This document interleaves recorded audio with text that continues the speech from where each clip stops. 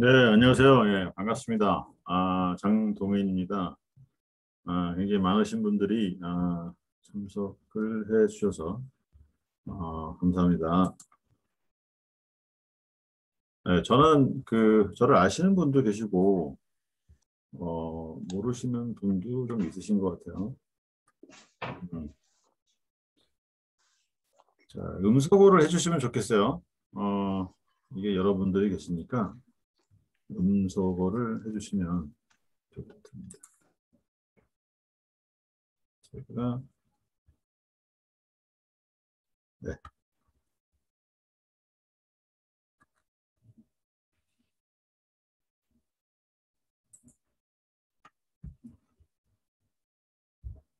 저는 이제 외국 기업에서 일을 하다가요. 이제 2015년에 국방과학연구소 대전에 있는 거 거기서 이제 AI와 빅데이터 과제를 했습니다. 그때 이제 그 CCTV를 활용한 사람 인식, 영상 인식을 이제 해서 3년 동안 이제 과제를 했고요. 그 3년 동안 그때 이제 한 게 사실 지금 거꾸로 생각해 보면 2015년이니까 굉장히 뭐 6년밖에 안 됐지만 앞서 갔었더라고요. 그러니까 이제 보통 우리나라에서는 이제 알파고로 인해서 AI를 많이 하게 됐는데 그 전에 이제 저는 이제 시작을 해서 다행스럽게도 나름 이제 AI에 대한 어떤 견해나 경험을 가지고 있어서 말씀을 드립니다. 제가 지금 준비한 그 4시간짜리 강의는 사실 유료 강의였어요.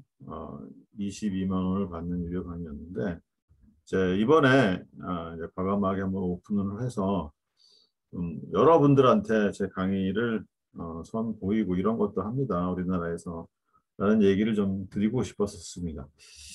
그거는 뭐냐면 AI 강의라는 게 사실 천편일률적으로 비슷비슷해요. 왜냐면 뭐 AI가 뭐 잘나고 그다음에 AI가 그 뭐 획기적인 거고 AI가 뭐 앞으로 세상을 바꾸고 뭐 그런 여러 가지 얘기에다가 이제 사례를 살짝 뭐 덧붙여서 하는 얘기가 이제 대부분이죠. 근데 그런 얘기 뭐 들으면 좋긴 해요. 왜 좋냐? 못 들었던 얘기니까. 근데 이제 도움은 안 돼요. 왜냐면 AI에 대한 어떤 클리어한 픽처가 생기지 않거든요. 그래서 이제 이 강의를 준비했습니다. 이 강의가 이제 중간에 좀 가다가 보면 아무리 제가 쉽게 설명을 한다 하더라도 어려운 부분이 있어요. 평범하게 준비를 하지 않았기 때문에 어려운 부분이 있는데 나중에 조금 뭐 이 공부를 하셔도 좋고요. 또 저한테 개인적으로 물으셔도 좋습니다. 그리고 저는 이제 매번 그 뉴스레터를 보내고 있고요. 그다음에 기업 강의나 AI 비빌랩 주최로 CEO를 위한 AI 과정을 하고 있어요. 그래서 그런 내용들을 어, 소개해 드리고 있습니다. 그래서 그 AI의 최신 자료나 그 교육과정 소식을 받고 싶으시면 채팅창에 써주시면 제가 음, 이제 매번 보내드리도록 할게요. 이게 어, 100명이 맥시멈이거든요, 지금 이게. 근데 느낌에 100명이 넘을 듯할 것 같은 느낌이 드네요. 지금 35명이 들어오셨는데 지금 이런 걸로 가다 보면 100명이 넘을 것 같은데 어쨌든 뭐 늦게 들어오시면 할 수 없죠.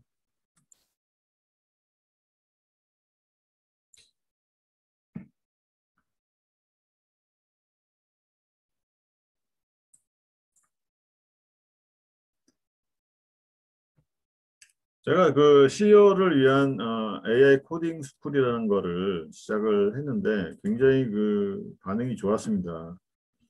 저게 생각할 때는 뭐 CEO들이 왜 코딩을 해야 되냐라고 이제 사람들이 그, 예, 교육 자료를 원하시면요, 이렇게 저기 이메일 보내주시면 제가 보내드릴게요. 음. 그런데 시대가 많이 변했어요, 확실히. 여러분, 어, 우리가 아니, 뭐 코딩 같은 거는 뭐 아래 애들 시키면 되지라고 하던 때가 얼마 전인데 이제는 이제 CEO들이 코딩을 배우시겠다라고 이제 나서고 계십니다. 세상이 이게 이제 변하고 있다는 증거죠. 그래서 저는 더 힘을 입어서 야, 이렇게 이제 코딩을 통해서 뭔가 커뮤니케이션하는 그런 시대가 왔다라는 생각이 들었습니다. 코딩을 통해서 커뮤니케이션. 이거 신기하지 않습니까, 여러분? 우리가 코딩 그러면 애들한테, 우리 자녀들한테 가르쳐 주는 거, 또는 실무자들이 하는 거, 이런 정도로만 알고 있었는데, 이젠 코딩이라는 게 새로운 시대를 이해하는 하나의 언어, 이렇게 되어 있다라고 하는 거죠. 그래서 저는 코딩을 이제 가르치긴 하지만 코딩이 목적이 아니라 코딩을 통한 새로운 세상에 대한 어떤 안내, 새로운 세상에 대한 어떤 이해 이런 것들을 돕는 어떤 가이더 역할을 수행하려고 지금 하고 있습니다. 어쨌든 9시가 이제 넘어서 강의를 시작하도록 하겠습니다. 예, AI 현황과 전망은 매달 하고 있는 강의이고요.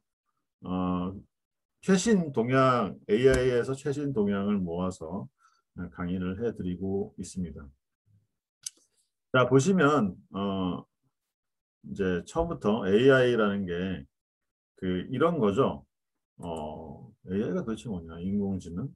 인공지능이 뭐냐라고 사람들이 저거 해요. 궁금해해요. 근데 인공지능에 대해서 굉장히 많은 사람들이 이렇게 이해를 하고 있습니다. 예, 사람이 만든 뭔가 스스로 생각하고 스스로 뭔가 할 줄 아는 그런 그런 기계 또는 기계는 소프트웨어 이런 거죠. 거기다가 이제 플러스 알파를 어, 더해 주는 게 뭐냐면 이제 알파고 같은 거죠. 알파고.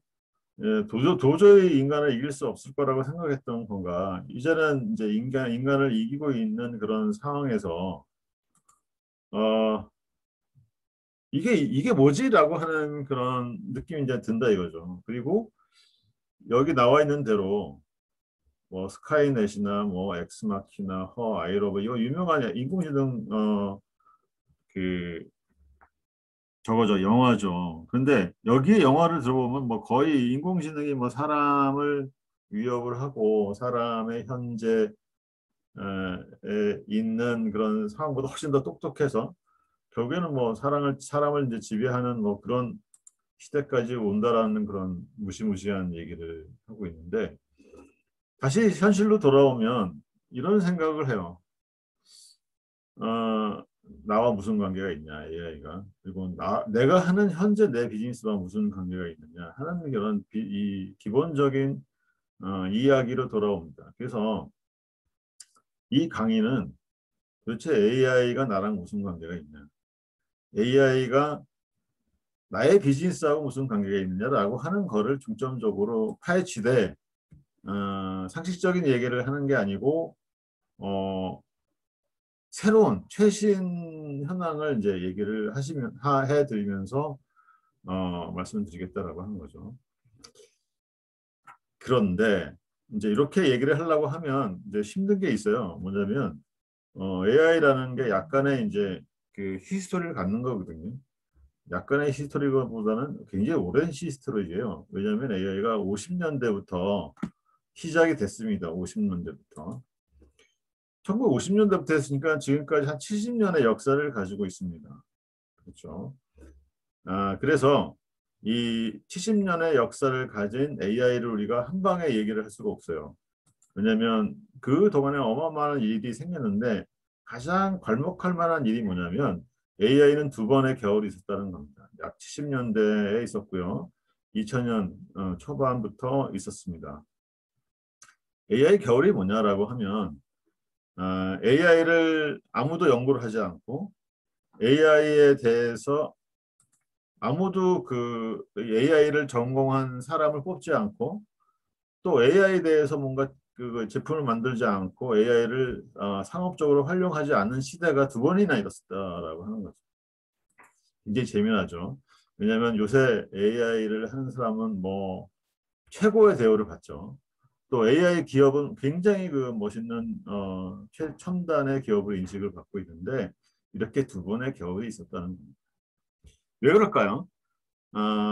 결론적으로 얘기를 하면 뭐 다 중간에 있는 거 다 빼고 AI를 하는 사람들이 AI에 대한 이 과도한 사람의 어떤 환상을 불러일으키는 그런 그 이야기를 했다는 겁니다. 다시 말해서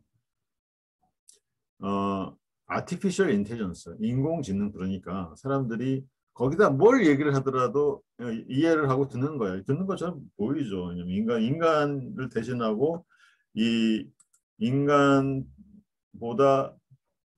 또는 대등한 뭐 낫든 난 거는 바라진 않지만 대등한 정도의 어떤 지능을 가졌다라고 하면 뭐 써먹을 때가 너무너무 많은 거죠.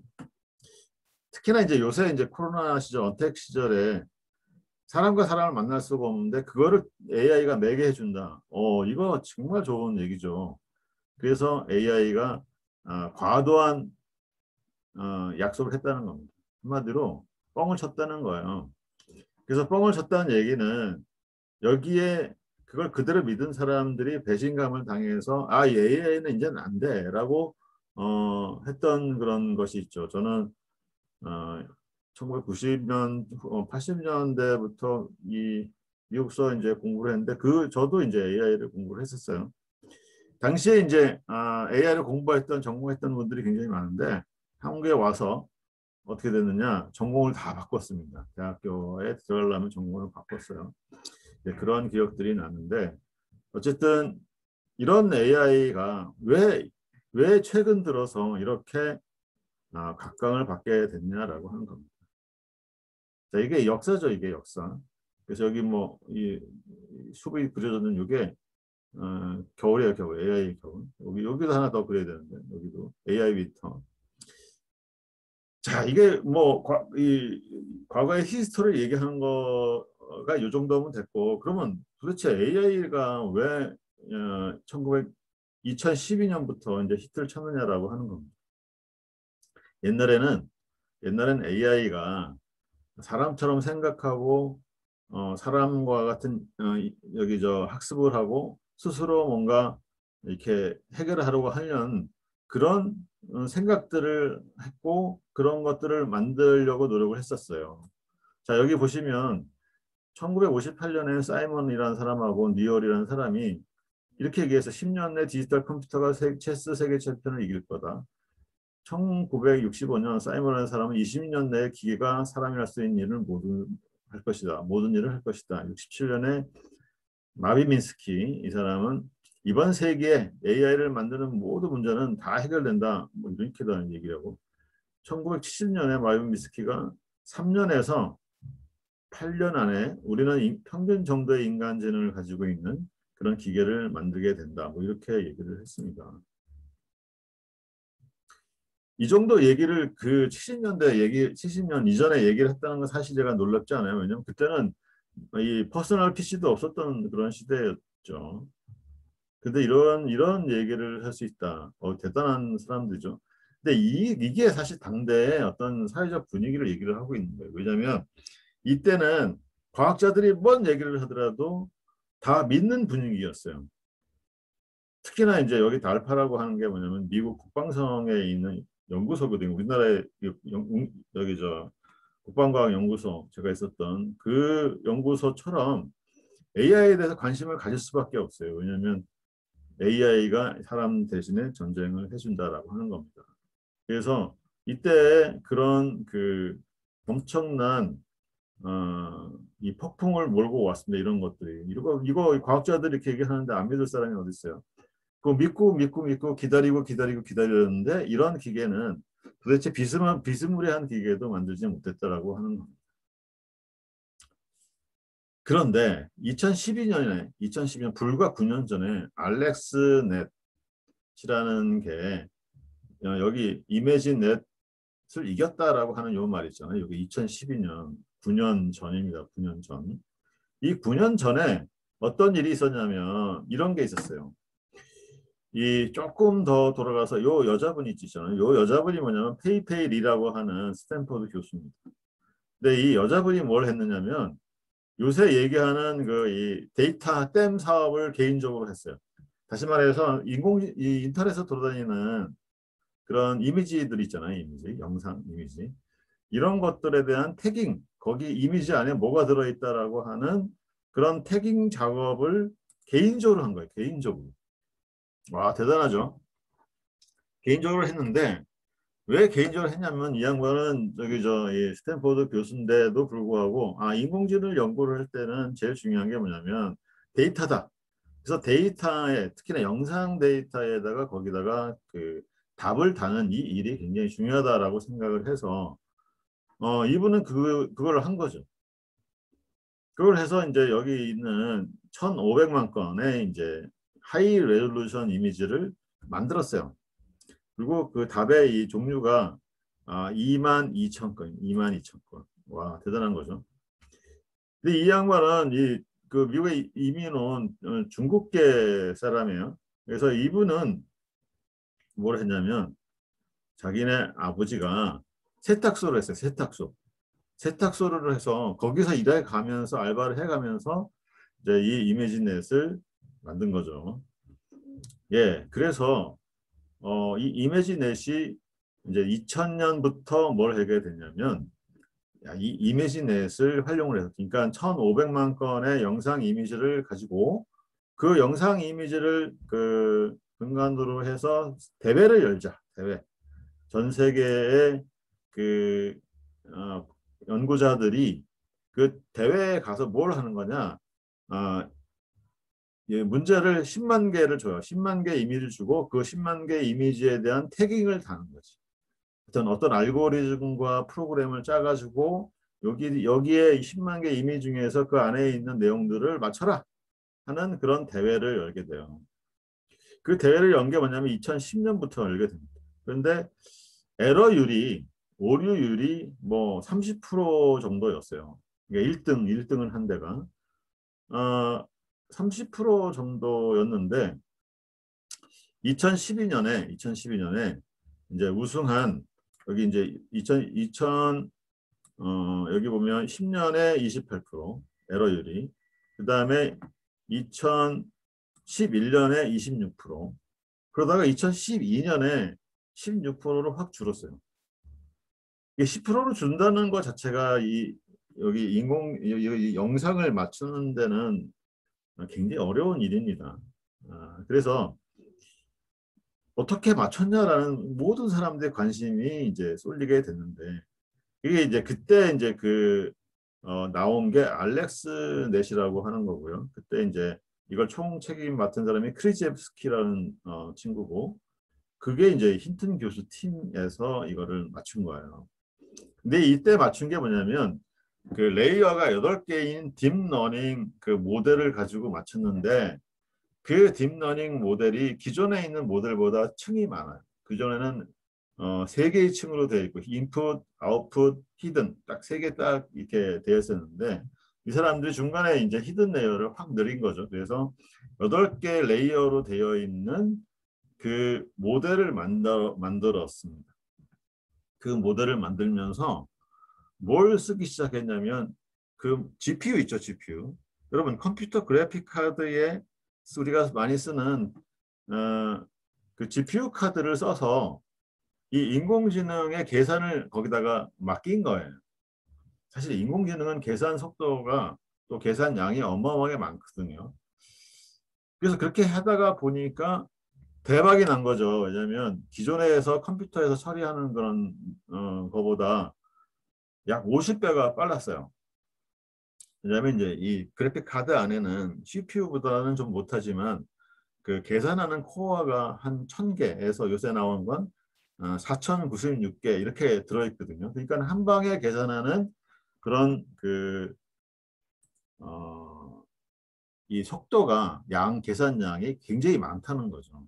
그래서 그 전에는 할 수 없었던 그 계산을 GPU를 돌리니까 굉장히 빠르게 잘 할 수가 있었습니다. 그 다음에 딥러닝이라고 하는 8개의 단계의 그 뉴럴 네트워크를 만들었고 거기에 굉장히 다양한 기법을 이제 집어넣습니다. 그 기법을 집어넣어서 이제 성공을 하게 돼요. 그래가지고 이제 이 사람의 논문과 결과물이 전 세계적으로 이제 알려지게 됩니다. 그런데 인공지능이라는 게 그 전에는 사람처럼 생각하고 사람처럼 뭔가 이렇게 맞추고 배우고 뭐 이러는 거를 사람들은 상상하다가 이 이미지가 뭐다 이게 호랑이다 개다라는 거를 맞추는 거가 기존의 방식보다 획기적으로 좋아지자 이건 뭐지라고 딱 관심을 끌었던 겁니다. 그래서 이 다음에 2014년부터 쫙 해가지고 2017년까지 여기 사람의 능력 빨간 걸로 돼 있죠. 사람의 능력보다 더 뛰어난 이미지 인식하는 그 인공지능 모델을 만들게 되었다는 거죠. 그러면 영상을 가지고 뭔가 그 사람보다 이거 뛰어난 거를 이렇게 맞춘다고 하는 거는 이건 굉장히 많은 분야에 써먹을 수 있는 거거든요. 그러니까 다시 말해서 옛날에는 인식, 지식 뭐 이런 데다가 포커싱을 겁나게 이렇게 추상적이고 또 범용적인 것들을 포커싱 하다가 2012년에 딱 요거 이미지 인식을 포커싱을 하면서 사람들이 이제 뭔가 인공지능이 좀 현실적인 목적을 달성하는 그런 걸로 이제 내려왔고 구체적으로 내려왔고 그런 것들을 활용을 하게 되면 굉장히 사람이 할 수 없는 일을 할 수 있구나라고 하는 사실을 인식하게 된 거죠. 그래서부터 이걸 굉장히 그 산업적으로 활용을 하는 그런 이 트렌드가 막 생기게 되는 거죠. 게다가 이제 2016년에 우리나라에서 알파고 그 사건이 또 인공지능의 또 다른 그 창호를 열게 되는 거죠. 그래서 이제 우리나라에서 이 인공지능을 했던 사람들은 전부 다 알파고 이후에 인공지능을 했던 그런 거죠. 그래서 이런 획기적인 2014년에 힌튼 교수팀이 이미지넷에서 이긴 1등을 획기적으로 이긴 이후에 딥러닝이라는 말이 이제 히트를 쳤어요. 그러니까 그 전에는 뭐라 하냐면 우리가 머신러닝이라고 했거든요. 뭐 다 머신러닝, 딥러닝 이게 다 인공지능 안에 들어있는 겁니다. 근데 머신러닝 그러면 기계 학습 그러니까 뭔가 와닿지 않잖아요. 근데 그 놈을 갖다가 우리가 딥하게 뭔가 했던 그런 그 레이어를 더 많이 쌓아서 딥러닝이라고 했던 게 이 일반 사람들한테도 다가오는 거죠. 뭔가 딥러닝 그러면 있어 보이잖아요. 머신러닝 이런 거, 기계학습 이런 거보다 심층학습 그러면 더 멋있어 보이잖아요. 그래서 이제 딥러닝이라는 말이 히트가 치기 시작했습니다. 그래서 지금은 딥러닝 이퀄 인공지능 이렇게 사람들이 생각을 하는데 사실상은 딥러닝은 인공지능의 일부의 기술이고 또 딥러닝이 못하는 부분도 꽤나 있습니다. 그래서 그의 어떤 한계점을 이제 인식을 하셔야 된다라고 하는 겁니다. 사실 요 이후에 굉장히 많은 모델들이 생기죠. 이렇게 여기 뭐 구글넷, 뭐 VGG넷, 레즈넷, 구글 르넷, 뭐 셋넷 뭐 이렇게 해가지고 뭐 별별 넷이 많이 생겨요. 이게 다 뭐냐면 이미지를 이식하는 모델입니다. 기업이나 또는 학자들이 만든 그런 모델들인데 이 모델들이 이제 수천 개 돼요. 그 좋은 모델들이. 근데 그 모델하고 나하고 관계가 없으면 그건 아무 소용 없잖아요. 근데 우리가 그 컴퓨터를 이제 우리가 우리 회사에서 쓰겠다라고 하면 우리가 처음부터 개발하는 게 좋겠어요? 아니면 이미 다 되어 있는 패키지를 가지고 우리가 우리 회사에 맞게 고쳐 쓰는 게 좋겠어요? 당연히 처음부터 개발하는 거는 돈도 많이 들고 오류도 많이 생기니까 이미 뭔가 다 만들어 놓은 놈을 가지고 우리 회사에 좀 맞게 커스터마이징이라고 하잖아요. 그 커스터마이징 하는 게 이 컴퓨터의 굉장한 발전을 이루게 됩니다. 그게 뭐냐면 ERP라고 하는 거예요. 모든 기업이 도입하고 있는 ERP. 그런데 이 ERP와 같은 성격을 가진 게 인공지능에도 있어요.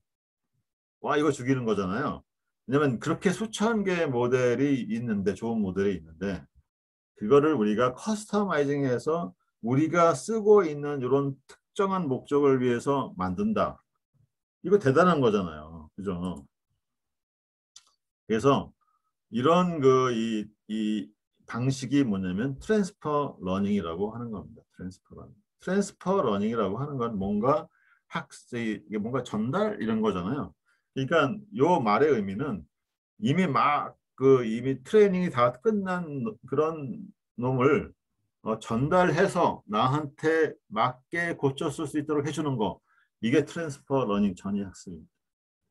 제가 볼 때는 이 전입학습이라는 것이 없었으면 아마 인공지능을 처음부터 해서 만든다고 하는 거는 정말 돈도 많이 들고 시간도 많이 드는 거였어요.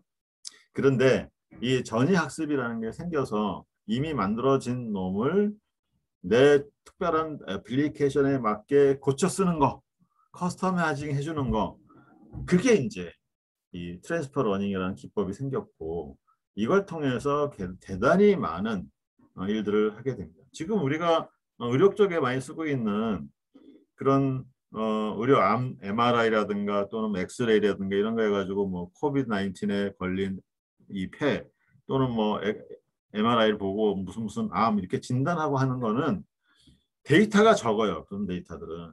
그런데 이미 만들어진 뭐 CNN 모델 이런 거를 갖다가 이 트랜스퍼 러닝을 하게 되면 적은 데이터를 가지고도 내 목적에 맞는 거를 쓸 수가 있는 거죠. 그래서 이 의료 쪽에도 트랜스퍼 러닝을 많이 쓰고요. 그다음에 뭐 산불 감시나 뭐 쓰레기 투척 감시라든가 이런 여러 가지 감시 이런 것들이 다 트랜스퍼 러닝을 쓰고 그다음에 심지어는 자율주행 자동차도 트랜스퍼 러닝을 쓰고 있습니다. 그래서 이 트랜스퍼 러닝은 뭐냐? 이미 만들어진 이걸 만들어진 모델을 뭐냐면 프리트레인드 모델이라고 그래요. 여기 써 있죠. 프리트레인드 모델. 이 프리트레인드 모델을 가지고 내 목적에 맞게 내 모델을 만들어요. 이 내 모델과 내 데이터를 만들어서 거기다가 다시 덧붙여서 학습을 하게 되면 이제 그 내가 원하는 그런 기능을 가진 인공지능 모델이 만들어진다라고 하는 겁니다. 그걸 보고 뭐라 그러냐? 파인 튜닝이라고 합니다. 파인 튜닝. 커스터마이징을 하는 게 아니라 파인 튜닝. 네.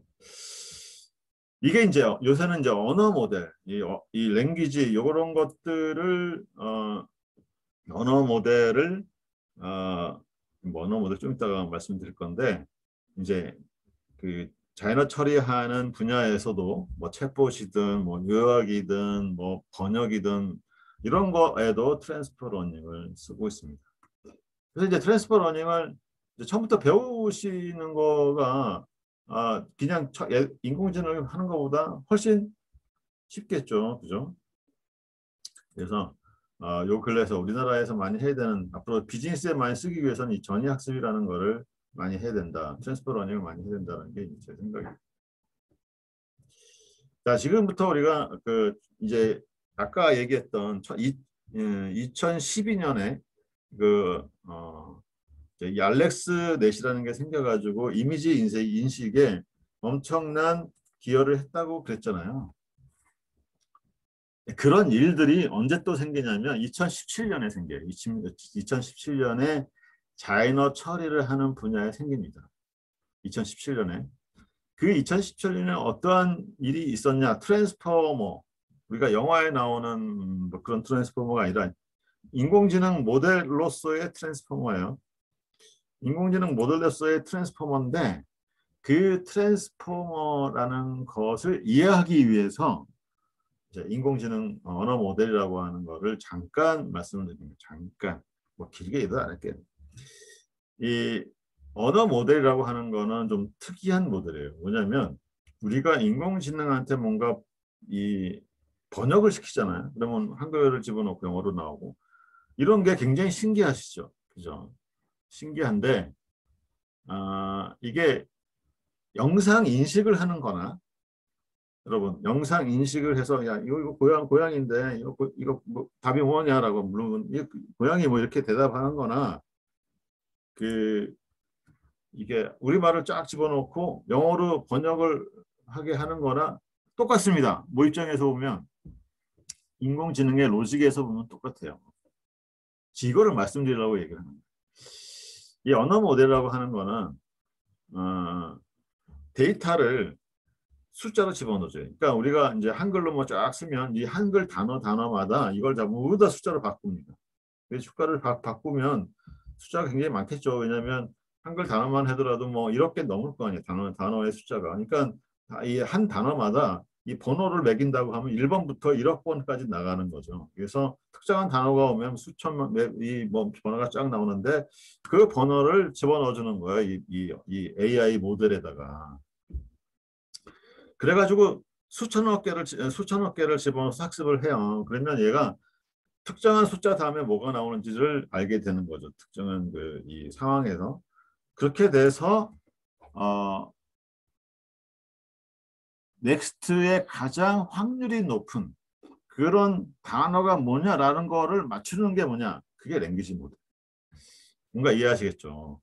그러니까 이 번역이나 이런 게 다 딴 게 아니라 이 랭귀지 모델이라는 것 자체가 뭐냐. 이거는 다 확률 게임이라는 거예요. 확률. 가장 높은 놈을 이 숫자를 그거를 이게 무슨 말이냐라고 번역을 하게 되면 그게 이제 소설을 쓰게 되고 그게 통역을 하게 되고 그게 요약을 하게 되는 그런 거다 이거죠. 근데 그렇게 하는 거는 영상을 이렇게 쫙 봐주잖아요. 영상은 우리가 보기에는 뭐 이게 고양이네, 호랑이네 이렇게 알게 되는데 인공지능 입장에서 영상도 숫자예요, 숫자. 그죠? 영상이 각각의 픽셀에 속하는 그런 RGB 컬러로 이루어져 있고 각 컬러는 뭐냐면 저거로 돼 있죠. 0부터 255까지 되어 있습니다. 숫자가 우리가 영상이지만 0부터 255까지 숫자로 되어 있는 거예요. 그래서 인공지능은 각각의 픽셀에 해당하는 모든 정보를 읽어서 그거를 계산해 가지고 요놈이 자 내가 정한 1000개 중에서 어떤 카테고리에 되는지 확률로 딱 정리를 해. 그러면 확률로 쫙 정리를 해요. 그래서 매일 제일 높은 놈이 그게 호랑이네. 그래서 이 그림은 호랑이다라고 확률적으로 말하는 거지. 인공지능이 뭔가 뭐 인텔리전스가 있어가지고 뭔가 하는 건 절대 아닙니다. 그래서 이 통계 기반의 언어 모델, 딥러닝 기반 언어 모델은 그 다음 단계에 무슨 단어가 나올지를 맞추는 게 이제 언어 모델이고 그게 이제 우리가 번역하는 거나 또는 요약하는 거나 이게 다 거기서 들어간다 이거죠. 자, 이거 어려운 얘기는 다 빼고 아까 트랜스포머 얘기했어요. 이 트랜스포머는 기존에 있는 언어 모델의 문제점들을 한 방에 다 해소를 하는 겁니다. 왜 한 방에 해소하는 거냐? 일단 우리가 한국말이든 영어든 그거를 숫자로 바꿔서 집어넣어 주면 얘가 받아들이는데 문제는 뭐가 문제냐면 이 숫자를 바꿔서 집어넣을 때 이게 일렬로 들어가요. 일렬로. 이게 RNN이라고 하는 이제 현재 들어서 이제 쓰는 이 모델이 있는데 일렬로 들어가는데 이 일렬로 들어가게 되면 문제가 뭐냐면 처음에 들어가는 놈하고 맨 끝에 들어가는 놈하고 이게 잊어먹어요. 중간에 이렇게 계산을 하다가 보면 저기 100단어 뒤에 있는 거는 내가 그게 뭐였지라고 계산상으로 거의 영에 수렴을 하는 그런 문제가 생깁니다. 이 인공지능에. 그런 문제가 하나 있고 일렬로 들어가니까 굉장히 이 처리가 늦어요. 그렇기 때문에 뭘 하느냐. 그러지 말고 일렬로 집어넣지. 한 방에 다 집어넣는데 거기다가 숫자를 집어넣자. 이게 들어오는 순서별로 숫자를 매겨가지고 숫자를 집어넣고 그 다음에 이제 우리 말에도 또 비슷한 게 있지만은 같은 단어지만 다른 의미를 가지는 단어가 있죠. 뱅크 그러면 은행에 있는 뱅크이지만 뚝이라는 말도 되잖아요. 제방, 뚝, 뭐 뱅크 이런 게. 그다음에 또 한 가지는 이제 서울시하고 서울특별시하고 똑같은 말이잖아요. 근데 이게 전부 다 숫자로 바뀌면 다른 단어가 돼요. 그래서 숫자로 이 위치를 숫자로 표현하는 거고, 그 다음에 이제 각각의 의미를 어텐션이라고 하는 각각의 예를 들어 서울에서 내가 지금 차를 타서 지금 부산으로 내려가고 있다라고 말은 한다고 하면 여기서 중요한 건 서울하고 차하고 부산이라는 말이잖아요. 그러니까 이런 말들의 그 중요한 의미를 잡아내는 것을 어텐션이라고 합니다. 근데 여기서 이제 중요한 포인트는 뭐냐? 여기서 중요한 포인트는 자, 이런 것들을 인공지능에다 숫자로 집어넣었어요. 숫자로 집어넣으니까 어떤 현상이 생기냐? 이렇게 복잡한 거예요. 일단 숫자로 집어넣으니까 얘가 어느 부분에 있든지 중요한 부분을 걸러내기 시작한다는 거죠. 그게 이제 이 트랜스포머가 2017년에 자연어 처리에 가장 중요한 기여를 하게 됩니다. 이게 구글이 만들었어요. 그래서 이 트랜스포머가 이 자연어 처리를 하는데 아주 획기적으로 성능을 개선하는데 일조를 했습니다. 그러니까 2017년은 이 컴퓨터 비전, 이 영상 인식의 2012년과 똑같은 현상이 벌어진 거예요. 최신 들어서는 요새 들어서는 이 인공지능 분야에서도 이제 옛날에는 영상 인식에 굉장히 그 핫한 에어리어인데 요새는 뭐냐면 자연어 처리 분야가 핫한 에어리어. 이게 왜 그러냐? 이게 트랜스포머 때문에 그렇습니다.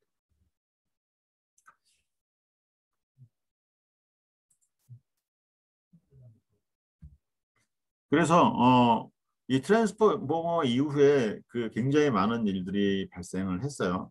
그래서 이제 제가 말씀드리는 목적은 뭐냐면 우리가 자연어 처리의 분야는 우리는 그 느끼잖아요. 이거 뭐 구글로 해가지고 번역을 시키면 뭐 옛날보다는 좋아졌는데 아직도 좀 내용이나 이런 게 좀 그렇게 매끄럽지 않죠. 뭐 한글로 뭘 하는 걸 보면 뭐 챗봇이나 뭐든지 이렇게 막 이게 뭐 썩 좋지 않네. 뭐 이렇게 시리라든가 또는 뭐 이런 인공지능 뭐 이렇게 그 스피커 이런 걸 봐도 뭔가 필이 안 오죠, 여러분. 그런데 이게 영어는 잘 돼요. 영어는 굉장히 잘 됩니다. 그래서 영어는 이제 영어 번역 뭐 이게 사실 영어에서 독일어 번역한다, 독일어에서 불어로 번역한다 이런 거는 이제는 뭡니까? 이제는 거의 완벽하게 됩니다. 거의 완벽하게 됩니다. 우리나라 말은 안 돼요. 왜 안 되느냐? 우리나라 말에 특징이 있고 우리나라 말은 데이터가 부족해. 한글은 데이터가 부족해서 그 인공지능에 집어넣어서 충분하게 학습을 할 정도의 데이터가 아직 안 쌓여 있습니다. 그게 이제 문제인 거죠. 그럼에도 불구하고 앞으로 이 부분이 굉장히 발전할 거라고 봅니다. 그래서 언어라는 게 사실은 인공지능에 있어서 굉장히 중요한 부분입니다. 왜냐하면 우리가 사람 빼고 뭐 기계랑 뭐라고 할 때 기계가 내 말을 이해를 해야 뭐 그다음부터 비즈니스가 시작이 되는 거지.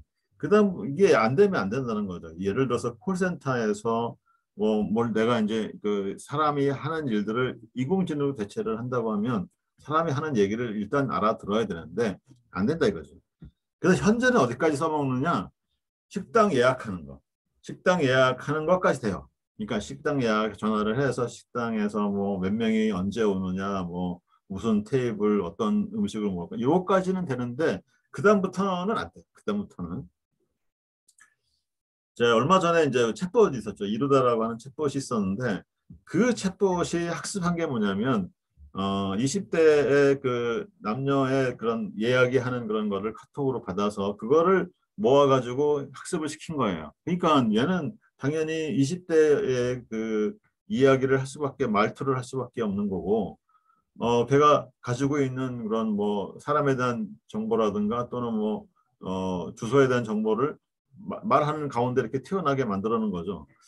사실 이게 뭐 이 인공지능의 도덕성 얘기를 하는 사람들이 굉장히 많던데 중요한 건 뭐냐면 데이터가 없었다는 겁니다. 학습할 데이터가. 그러니까 학습할 데이터가 뭐 그렇게밖에 구할 수 없었으니까 이제 얘 수준이 그거밖에 안 나온 거죠. 근데 제가 보는 그 관점은 그 기법은 굉장히 대단하다라고 하는 생각이 들었다라고 하는 겁니다. 근데 어쨌든 이제 2017년에 트랜스포머가 생기고 난 다음에 두 가지의 굉장히 중요한 또 언어 모델이 생기게 되는데 이게 하나는 구글에서 만드는 버트라고 하는 BERT 버트 있죠. 이 버트 영화에 나오는 그다음 세자미 스트리트에서 나오는 그 버트랑 스펠링은 똑같은데 이거는 이제 언어 모델이에요. 언어 모델. 그다음에 뭐가 나오냐면 GPT라는 게 나와요. GPT. 이 두 가지가 나오는데 이 버튼은 인코더라고 하는 거를 변경해서 업그레이드를 해서 만든 거고요. GPT는 이 트랜스포머의 디코더 분야를 업그레이드해서 만든 그런 모델입니다. 다시 말해서 현재 나오는 버트와 GPT는 트랜스포머를 위에다 두고 그거를 개선한 거다라고 생각하시면 되죠. 자, 그리고 버튼은 이제 한글판도 있어요. 여기 보면 한글판 버튼은 이제 SK텔레콤에서도 만들고 그다음에 애트리에서 만든 그런 한글판들이 있습니다. 이거 버튼은 굉장히 많은 이 다이렉트가 있어요. 방언. 버튼 밑에 알버트도 있고 디스틸버트도 있고 로베르타도 있고 뭐 별게 다 있어요. 그러니까 어떤 특정한 에어리아별로 또는 내가 뭐 번역을 한다 또는 내가 요약을 한다 그러면 요약하려 하는 이 버트라는 이걸 가지고 요약에 써먹는 그런 버트도 있고요. 여러 가지 이 목적에 따라서 이거를 만들게 됩니다. 이 GPT는 이 오픈 AI라고 하는 연구소에서 만들었어요. 오픈 AI는 그 우리가 유명한 앨런 머스크하고 샘 엘트만이 만든 그런 이제 현재 있어서 인공지능을 제일 많이 하는 회사거든요.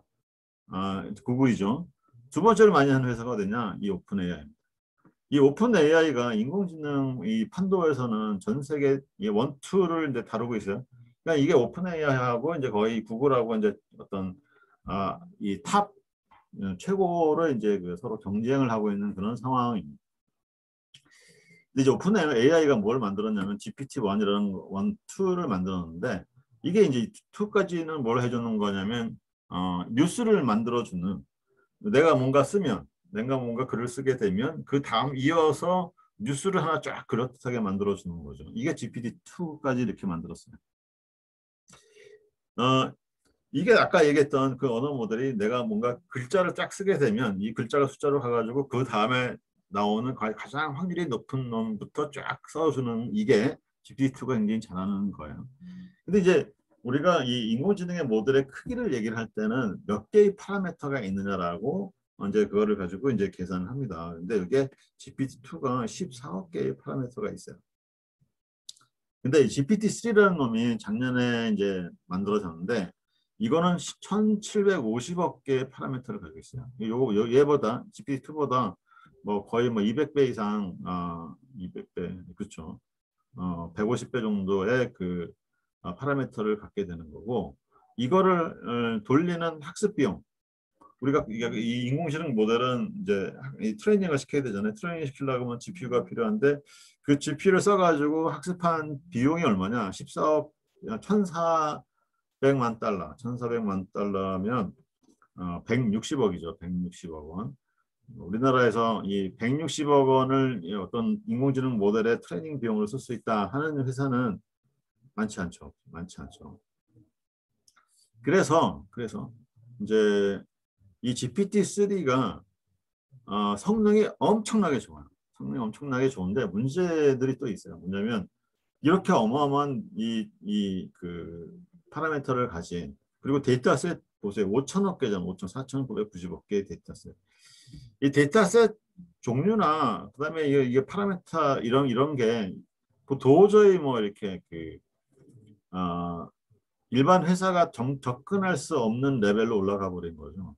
그러면 앞으로 인공지능이라는 말은 그러면 너희들만 만들어 쓰고 우리는 뭐 그냥 숟가락 빠냐라고 하는 어떤 인공지능의 완전히 이 어떤 차별화가 되는 부자 회사와 그렇지 못한 회사 이런 모델을 개발할 수 있는 회사 그렇지 못한 회사 어마어마한 컴퓨터 시스템을 가지고 있는 회사 그렇지 못한 회사로 나누어진다는 거죠. 근데 이 GPT-3가 이게 어디서 학습을 하게 했냐면 엄청난 클라우드에서 했는데 그걸 제공한 게 뭐냐면 마이크로소프트 애주어라고 해서 이 마이크로소프트 애저라는 게 있죠. 우리말로 애저가 이거예요. 그래서 마이크로소프트에서 이거를 보니까 너무 성능이 좋은 거예요. 그래서 이 오픈 AI에 1 빌리언 달러를 투자합니다. 1 빌리언 달러, 1.2조죠. 1조 넘는 돈을 여기다 투자를 하면서 뭐라고 얘기를 했냐? 야, 니네 만든 GPT-3를 마이크로소프트 우리가 독점적으로 쓸 수도 있도록 해달라. 이거를 요구한 거예요. 근데 이제 오픈 AI가 이제 여기도 전 세계 최고의 그 AI를 만드는 그런 사람들이 모인대요. 일단 공급이 많이 나가겠죠. 여기도 이제 돈이 필요한 거예요. 그래서 여기서 이제 그러면 오케이 해가지고 이제 이 투자를 받아들인 거고 여기에 화가 난 사람이 누구냐? 앨런 머스크예요. 왜냐면 앨런 머스크가 오픈 AI를 차릴 때는 어떤 뜻으로 만들었냐면 야 이제는 AI라는 게 이 발전을 하는 거 보면 거의 조금만 있으면 사람보다 뛰어나게 생겼는데 그걸 우리가 그런 기술을 오픈하지 않으면 AI의 어떤 특정한 사람에 의해 특정한 집단에 의해서 AI 기술이 독점이 될 가능성이 높다.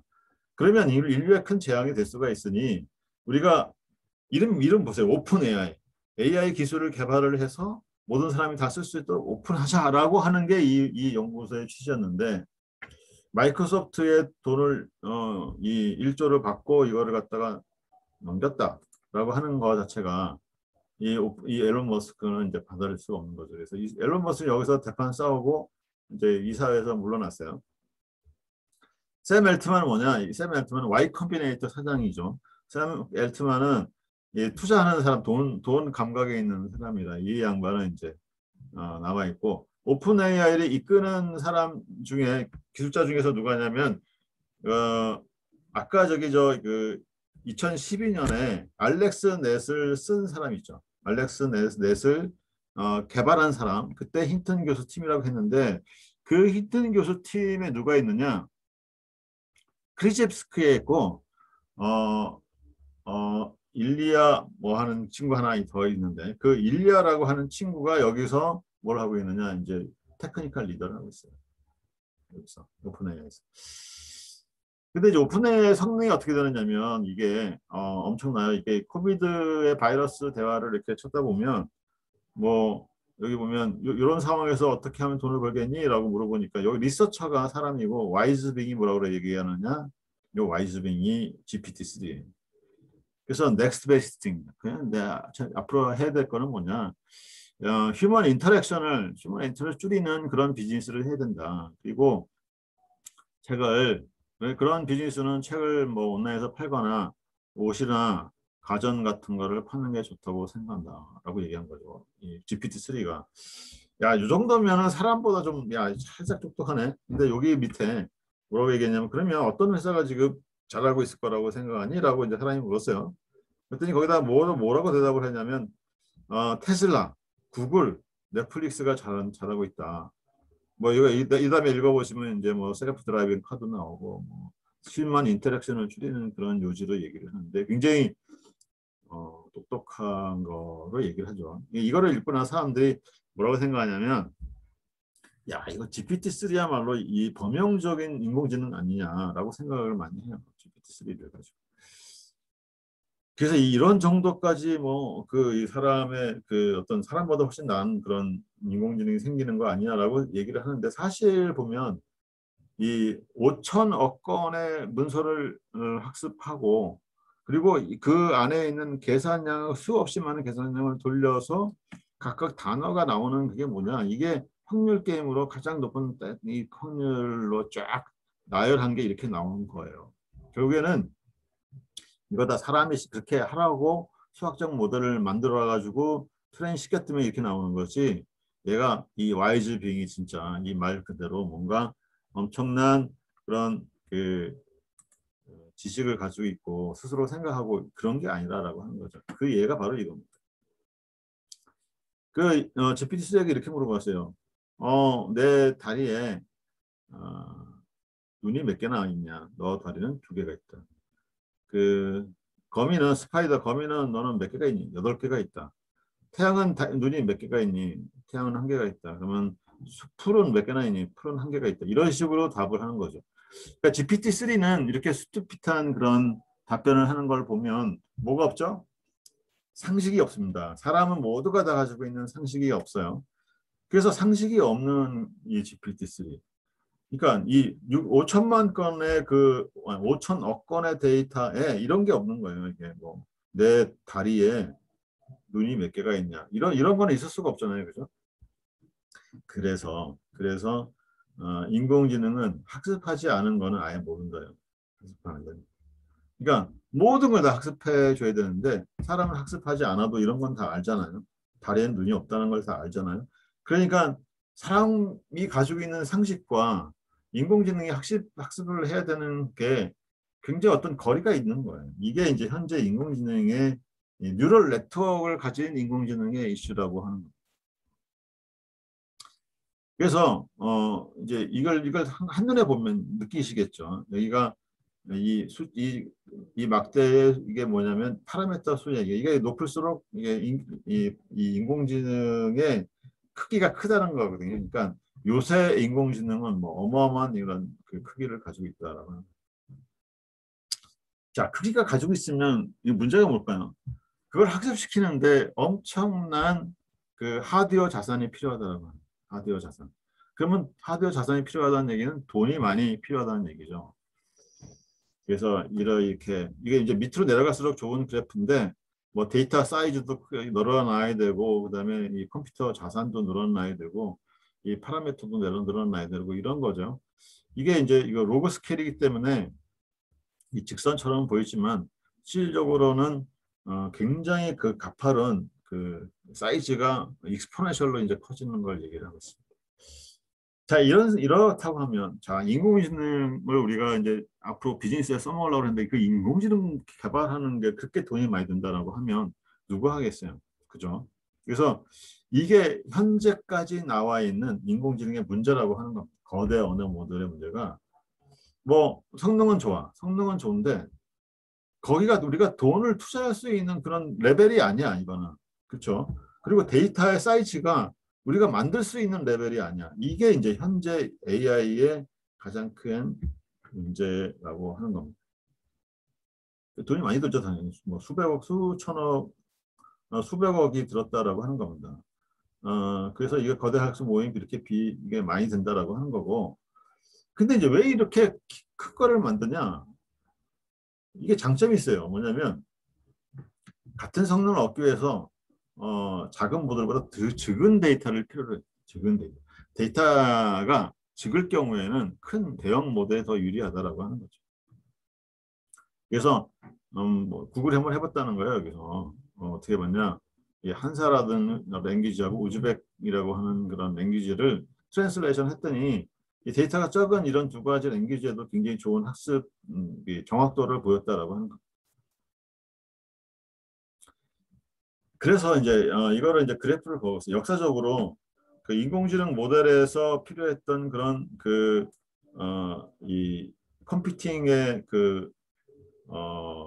크기, 그러니까 이걸 인공지능 모델을 돌리기 위한 컴퓨터의 크기를 이렇게 보였는데 2012년부터 어떤 현상이 일어나냐? 급격하게 올라갔어요. 그러니까 컴퓨터가 발전해서 모델의 크기가 커지고 정확해졌느냐 아니면 모델이 더 많은 컴퓨팅 자산을 요구하게 됐냐라고 하면 뭐 이때부터는 컴퓨터가 엄청 좋아졌으니까 이런 큰 모델이 생긴 거고 컴퓨터가 좋아지니까 사람이 만든 거를 좋은 더 큰 거를 이제 만들게 된 거죠. 그래서 이제 사람들이 이제 그러지 말고 같은 성능을 가지고 있는데 유사한 성능을 가지고 있는데 어, 사이즈가 작은 그런 거를 만들기 시작했습니다. 그렇게 만드는 것들이 여기 쭉 나와 있는 그런 이 콤보 RT라고 하는 그런 모델이에요. 네, 이런 것들을 만드는 회사가 여기 폴리 AI라고 하는 그런 회사. 폴리 AI. 그래서 이런 게 이제 하나의 트렌드가 되는 거죠. 좀 더 작은 모델로 그런 대형 모델보다는 좀 성능이 떨어지지만 유사한 성능을 가진 그런 모형을 만드는 게 트렌드다, 여러분. 근데 이게 되냐? 됩니다. 그러니까 그 대형 모델만이 능사가 아니다. 요새는 이제 마이크로소프트가 이 GPT-3 라이센스 했잖아요. 그럼 마이크로소프트는 그거 좀 뭐 할 것 같으세요? 제 생각에는 우리가 워드를 마이크로소프트 워드를 쓰잖아요. 그럼 워드에서 가장 이제 그게 뭐냐면 내가 좀 글을 쓰면 뭐 보고서를 쓰면 이 보고서 좀 멋있게 좀 이렇게 쫙 해가지고 쫙 만들어주는 뭐 그런 거 있으면 되게 좋겠죠. 근데 이메일을 쓰는데 이메일을 문구도 생각 안 나고 이렇게 너무 이게 할 일이 너무 많은데 이메일 쓰다가 시간 다 보내잖아요.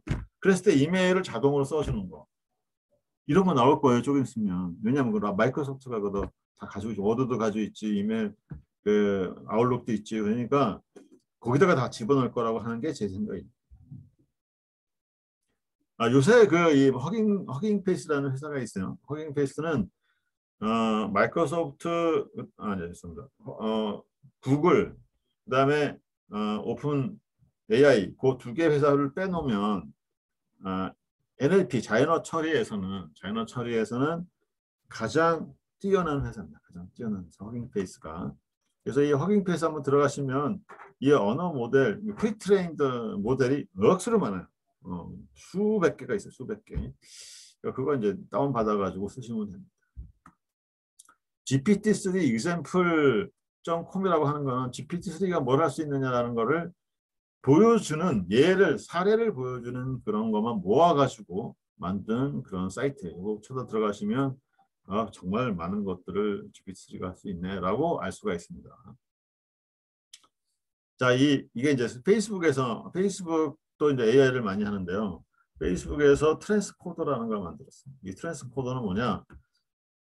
프로그램 A라는 프로그램 랭귀지를 B라는 프로그램 랭귀지로 바꿔주는 거예요. 이게 왜 중요하냐? 현재 우리가 옛날에 개발한 그런 프로그램 랭귀지들이 있어요. 예를 들면 코볼, 포트란. 여러분 여기 계신 분들 코볼, 포트란 하실 줄 아시는 분 계시죠? 굉장히 오래되신 분입니다. 그런 분들은. 근데 그런 프로그램을 처음에 만들었다는 사람은 다 없어졌어요. 국회에서 나오고 뭐. 근데 그거를 메인테너스를 계속 해야 되는데 그 메인테너스를 할 만한 그 사람이 없으니까 이거를 어떻게 바꿔요? 네, 자바로 바꿔요. 자바로. 그런 요구가 굉장히 많이 있습니다. 그런데 지금 이제 이 페이스북에 만든 트랜스코더라는 것이 이 A라는 랭귀지를 B라는 랭귀지로 이제 바꿔주는 그런 일을 해준다라고 하는. 좋겠죠. 그때 성능이 아직 마음에 안 들어요. 성능이 90%, C++에서 자바로 바꾸는 게 90%, 파이썬을 C++로 바꾸는 게 57%. 그러니까 별로죠. 별로예요. 그래서 이게 이제 한 99.9%까지 올라가야 돼요. 사실 이게. 왜냐? 이게 에러가 생기면 이것도 사람이 또 이 에러를 잡아야 되잖아요. 그러니까 90%를 90% 가지고도 안 되는 거지. 사람의 이제 노력이 필요한 거니까. 자, 여러분, 지금 9시 53분이에요. 그래서 10분 쉬시고 10시 3분에 다시 뵙도록 하겠습니다. 그리고 자료가 필요한 이 자료, 제가 얘기하는 자료 필요하신 분들은 여기다가 그 채팅방에다가 여기 써주시면 제가 쫙 취합을 해가지고 이 자료 보내드릴게요. 이메일로. 자, 10분 쉬겠습니다.